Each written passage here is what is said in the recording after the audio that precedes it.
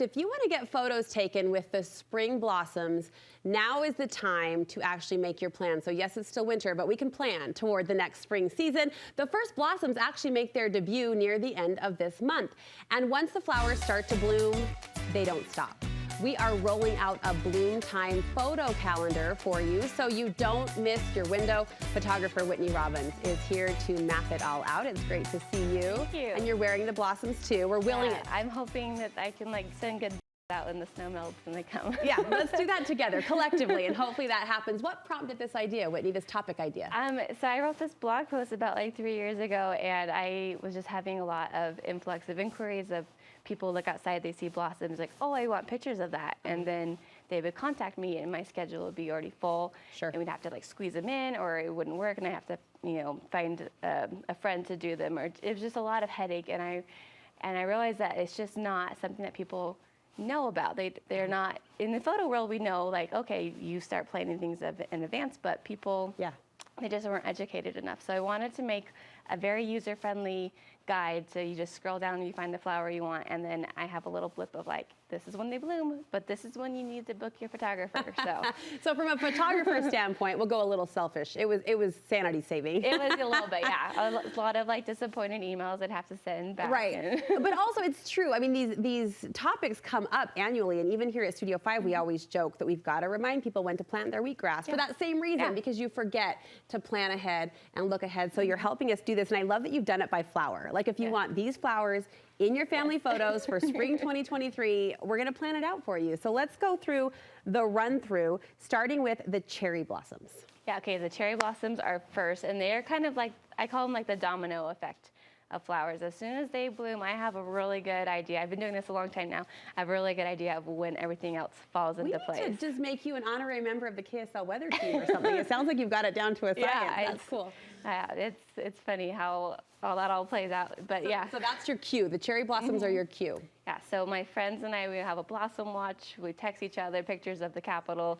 The Capitol has Instagram. They do a really good job of, letting us all know, seeing pictures. Updating people. Yeah, so once they hit, usually with this winter, I think it's going to be a little bit of a later spring. So probably, first part of April is when they'll be blooming. All right, last week of March, first part of April is when you want to pencil in the cherry blossoms. And it's so interesting how the weather does affect that. I was reading the DC cherry blossoms are going to go earlier than ever, but here in Utah, you're saying maybe hold off a few more days, at least a week. Yeah, probably just a little bit, just because of how cold it is. But with all of the rain and the moisture, I think all of the blossoms will be a lot more vibrant and carry out throughout the whole flower season. If blossoms are on our family photo wish list, what else should we plan for in terms of time of day, or what type of wardrobe do you like to photograph at this location? Give us some inside tips. So as far as wardrobe is concerned, there's 3 different ways you can go about this. There's the neutrals, which are very in right now. Everyone loves the whites and the creams and the beiges, and it just kind of helps make everything light and airy. The cherry blossoms are so light and airy though too. Is that too much of a wash? It depends. It can be more of a monochromatic look. If you want to go more bold and stand out, then you can do some complementary colors. And when I say complementary colors, people usually think red and green and Christmas and bright. But you can go something like a pale pink and a sage.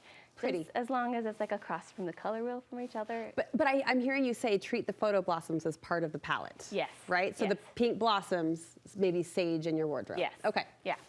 And then another thing I like to tell people to look at is what their house is decorated as. Oh. I'm a full service photographer, so all of my clients get prints with their sessions, and so my stuff is ready to hang the second they get it. And so I want their photographs to be considered art in their home and to flow with the rest of their house, rather than be snapshots, or if it might clash. Right. And then that's when I would say it doesn't matter so much what the location is, because your colors you're wearing will match with your house. That's a good trick. I'm thinking back to some past family photo sessions where, unfortunately, I've printed in black and white, only for that reason to hang in my house and not have it be a jarring color difference, right, with what I already have going on. So good advice there. All right, the next flower we're chasing on the springtime photo calendar are the apple blossoms. Utah State Hospital, you say, is a great location for this. When's the best time? Let's start there. So best time would be usually about 2 weeks after peak bloom of the cherries. So end of April, beginning of May is going to be like your best bet probably for this year. And what do you like about that look? If we hit that middle of April and we head up to, where was it? The Utah State Hospital. Yep. What do you like about that particular background? What's nice about this is that you pick a tunnel and it all looks the same. And so then you're not having to worry about people so much, where the Capitol is a big loop and you've got everyone walking their dogs or having a family outing. And so with the orchard, you get this nice tunnel and it frames the family really, really nice. And then you don't have to worry about photoshopping people out in the background. Everybody has their own lane. Stay in your lane, stay in your tunnel. That works out really nicely. The background, the softness of this background is super pretty with the green.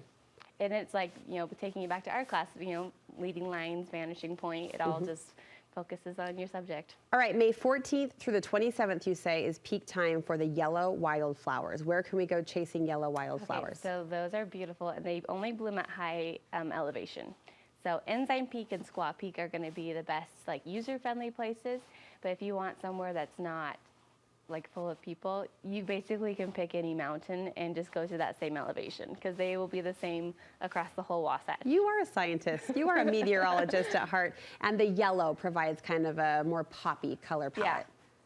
Pretty, pretty photos. All right, speaking of poppy, the poppies, I think, are on every woman's photo bucket list. You can hit these in Manaway. There's also some great fields in Alpine. And the best time, you say, for that, June 11th through the 24th. Yep, about mid-June is like the perfect time. Alpine, you get more of like a woodland, more like Sleeping Beauty feel with like the trees and the bushes, and Manaway is just a field with the trees in the background. So you can get different looks depending on if you want to do the drive to Manaway or the hike walk in Alpine. And Manaway, I feel the need to clarify, is a northern Utah gal, just beyond Brigham City, kind of in between Brigham City and Logan, a cute little lake town tucked in the mountains there. And the poppies are so bold. Is this where a neutral palette might be your friend? Yeah, it's you stand out so much. Where neutral is really nice. Works well. All right, lavender fields, you can seek these out in the Mona, Utah area specifically, but you say middle of June is going to be your best window. Yeah, and the Young Living Lavender Farms is where everyone goes at. And this is actually what prompted this whole blog post. Is I've never actually shot there because they sell the time slots in the beginning of the year. So by the time people are thinking about it, all the time slots are already booked up. So we've got to think about that now. Okay. So if you want lavender pictures, you need to talk to your photographer now. Is this on your list this year? It is. This is the year you shoot the lavender fields? See, yeah. Oh, you'll have to show us the results. Super pretty out there. What about just general mountain wildflowers? Whitney, when's a good time for that? So like mid-July is a really good time for that. They my favorite part of Utah, honestly. The Albion Basin wildflowers is what it's like the quintessential Utah look that everyone wants on Pinterest or whatever. And that is beautiful. It's a tricky place to work with because everyone wants it, and they only let so many people up. But Alta did a really good job of making pathways for everyone to stand on and walk through. As long as you don't mess up with the wildflowers, we'll still be allowed to shoot there. And then this is another good location where you can decide if you want a morning or an evening shoot. If you have got morning light, it's different, but it's still beautiful, and there's less people, which is what I like to do. What you prefer, beat the crowds. Well, these pictures are magical. Everyone play nice in the wildflowers, so we can continue to get beautiful family and individual photos just like this. Fall leaves will point you to September in the canyons, kind of mid-September to late September. What I hear you say, though, is photographers don't mind trying to time out these shoots as long as you do it in advance. Yes. Okay. You will be our best friend if you can do this in advance. So this calendar should help you do that, plotting all the way from that first cherry blossom bloom clear until the beautiful fall leaves start to peek out. So we're so grateful, Whitney, to you for helping map this out. And your work is beautiful. You're so good at what you do. If people do want to schedule with you, how can they do so? You can find me on my website at whitneybethphotography.com, and then I'm across all social media platforms as Whitney Beth Photography. Nice job. You're very talented. Thank you for sharing that timeline.